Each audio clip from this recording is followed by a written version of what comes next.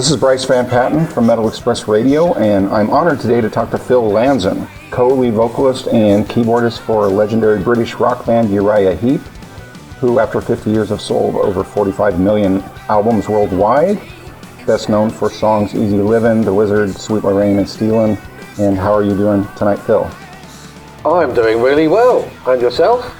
Doing excellent. Excellent. So you guys are currently touring the States with Judas Priest. How's that going so It's going far? really, really well. We've done quite a few shows now, and something like 30 shows or something like that. And the audiences have been amazing. It's really been an enthusiastic time all the way through every single show.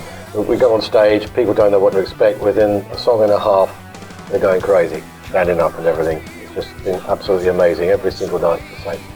That's awesome. It's been a little while since you played the States? No, Heep has played. We did a big tour last year into that early 2018. Yeah, we did. I think we did a 6-week and a 4-week tour. We split it up and had 2 weeks at home in the middle of it. Yeah, who were you touring with? We were touring ourselves. Oh, okay, great. Uriah Heep did the whole of America back then. We're doing it again now, and we're getting a lot more sort of coverage because of Priest. We're getting a much far bigger audience and more bums on the seats, and so we're going to play in front of numbers. Yeah, how does it feel to be kind of in the big arenas? That's great. We love it. We like the big arenas. We like the little sweaty clubs as well. Well, that's always the intimate clubs are hard to beat.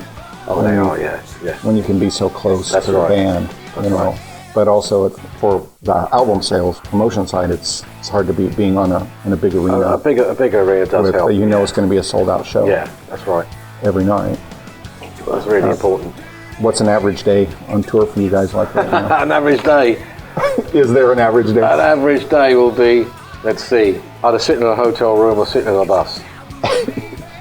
But I mean, the thing is, I have other interests, so I'm writing all the time, so I can use the time quite easily.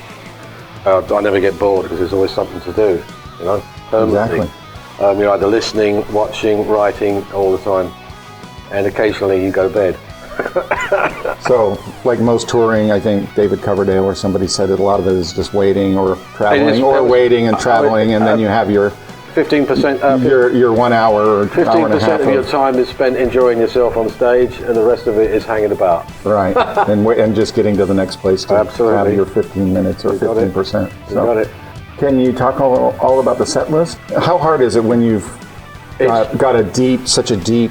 It's really hard. You've got 50 years now of Heep music, and 1 hour to extract the best out of it on stage.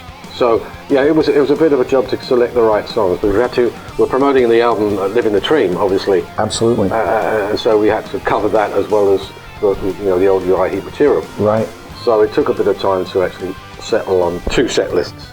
So that it's not the same every night. Yeah, right. We alternate it. Otherwise, it's all scooped on the internet. Everybody knows. Yeah. For those who want to look ahead. Yes, we should have 3 or 4 sets, but we've only got 2. But we may do with that, and it's doing really well. Both sets work. So Any you want to give away before the show? Oh, well, yeah. I mean, there's 3 songs from the album from Living the Dream. Raised by Heaven. You got it. Oh yeah. I'm hoping Rocks on the Road is in there somewhere. I know it's a long song. It's in our show, but it's not in the Priest show because we don't have time. It's a long song. Such a great song. Yeah, it is. Take Away My Soul. That's another one. And we also put in Knocking on My Door. That's another one. But we alternate those on the 2 nights. We put in a song from the 90s, Between Two Worlds. Oh, great. So we kind of got a bit of the new and the mid-new and the old mixed together. So it was a bit of a trick to get it in 1 hour, but we've done it more or less.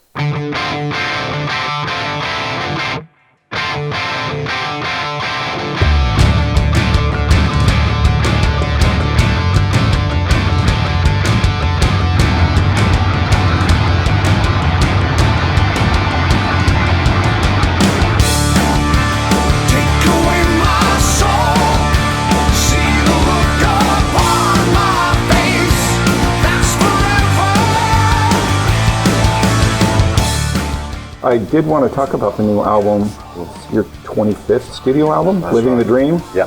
which I think is fantastic. I've been listening to it a ton.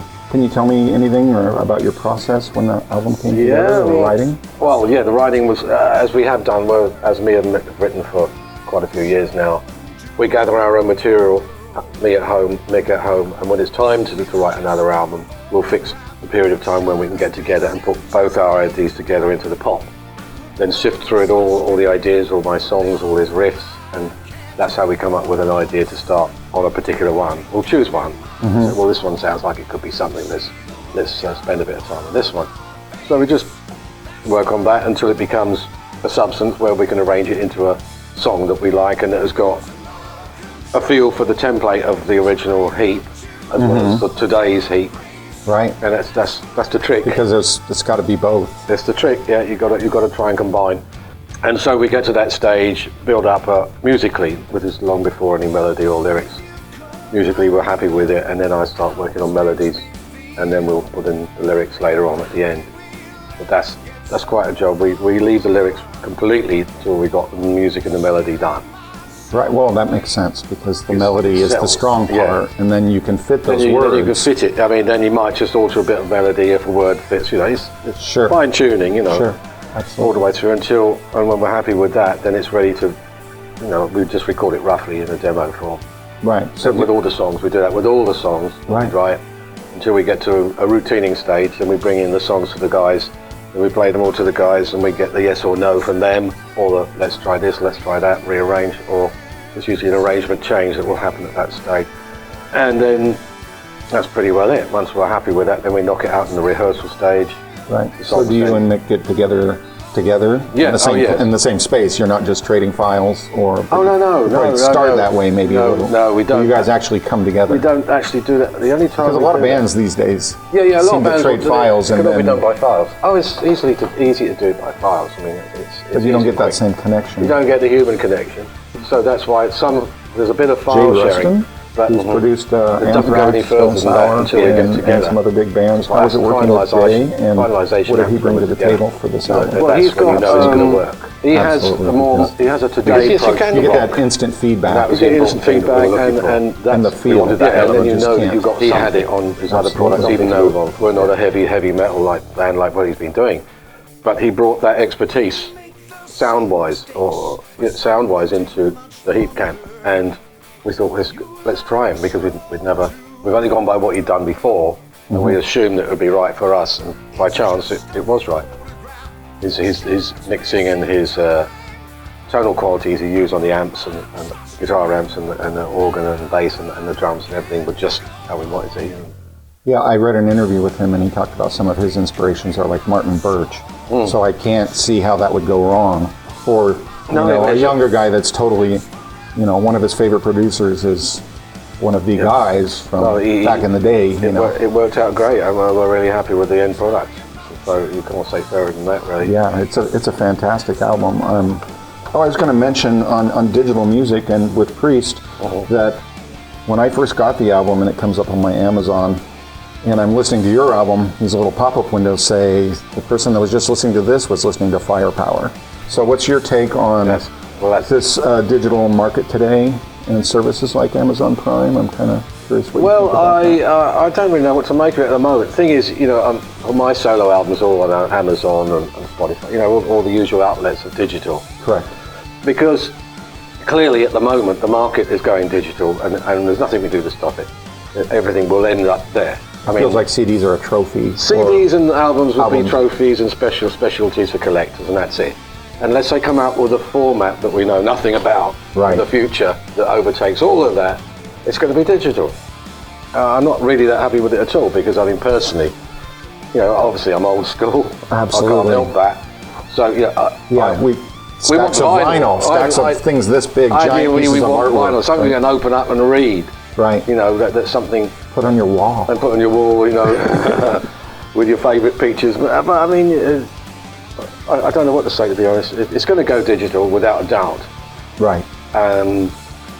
All the other elements. Funny I should bring this up, but at home I've got two big drawers like this in one of my rooms. Brought it out. There's a really deep drawer on the other, stacked with cassettes. Those are selling now. I know, People want those now. They brought them back as a novelty, whether it catches on. I don't know that it'll catch on, but all of a sudden, I had bags of them in my garage of all my favorite albums, but now I guess people want them again, but they sounded terrible, and they were never sounded good. No. They always, and after you played it 100 times, if it was your favorite, it definitely doesn't sound good. Maybe the fact that it doesn't sound good will come back. The warmth of analog. Kids might go, no, it's a bit perfect. Listen to this. Scratchy, scratchy, scratchy. Oh, yeah. You never can tell with kids and fads these days.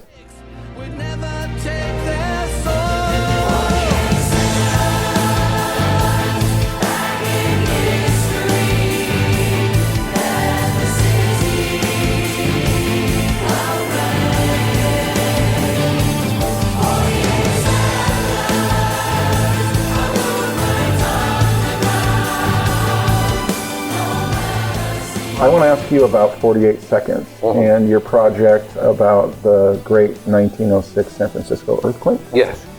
I'll just preface it by saying, after listening to the track, I am reminded of Rick Wakeman, Jeff Wayne, these kind of projects. It's a bit dramatic, yeah. Exactly, but in a really great way. You know, I mean that as a compliment. In a great way. Well, thanks. And what would you like to tell me about your what you're doing here? It's not a what's the word for it? It's not a concept album. It's just the one track. Is it just the one track? It's the one track dedicated to that event. All the rest are just songs, normal songs. Other songs. Yeah, it's just something that stuck with me since I was a kid. So I read a book about it when I was 10. I don't know why I did. It happened to me, and I went, oh, what's interesting? And I read it, forgot about it for years and years and years. I thought it might make a good song, at some point. But it never really worked out because I did bits of it, and the band I was in at the time didn't suit that, so I shelved it. Right. And I rewrote it again in the 90s, and I still wasn't happy.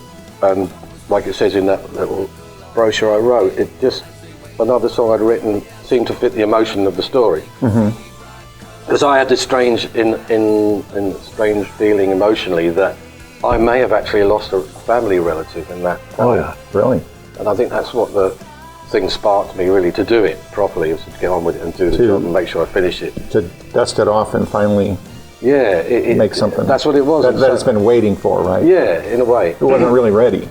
Yeah, so that's really what helped me get to the end of it. And my arranger, who's a brilliant orchestrator, helped me do a lot of the work. We helped me do most of the work on it, and the choirs and all that. And I think it's just worked out the way I wanted it.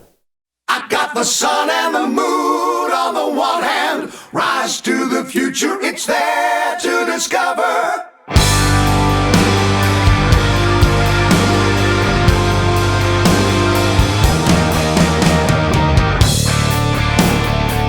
I know I'm living the dream. I did want to ask you about your keyboard rig.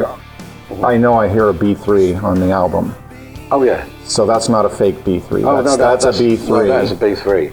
Which is fantastic. Yeah. I love your sound, and there's nothing like a Hammond. It was a Hammond through my 3300B Leslie, which is here on stage.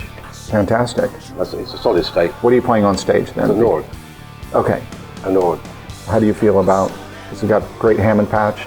Oh, it's great. No, it's not 100%. Right. It's near as damn it. It's the closest you can get without lugging a B3 on a dolly and taking a B3 and Leslie all around America. You would need three of them anyway. We wouldn't be able to do this tour. Yeah. That's in the old days. What's next for Uriah Heep? Yeah, those days are gone. The budget would be gone. We've blown the budget. We're going back to festivals, back home to festivals in the summer.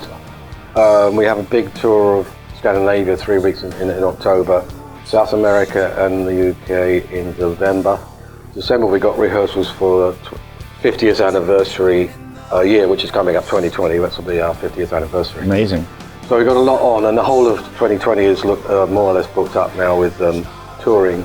We've got Russia coming up. That's another big one next year. Right, and if I had time, I would ask you about 1986. 87? You mean the big Moscow? The big Moscow show that you guys did, and that was quite live crazy. album. That was just crazy. And that's like you're new in the band, right? This was the new lineup, a whole new lineup. New in the band. The band had never been there. Right. No bands like of our style or genre had ever been there. Pop bands maybe, but not rock. So it was a first. It was a first in many ways. And all I can say is it was like being shipped to the moon and coming back. Completely different. It was just, can't compare, right? where am I? Where the hell am I? It was just bizarre. That's all I can say. And it was midwinter, where everything was white, freezing, minus 35, And the crowds. and the crowds were unbelievable. Poor crowds. They often got beaten by the police. But Oh my gosh. oh, it was terrible. But it was an experience.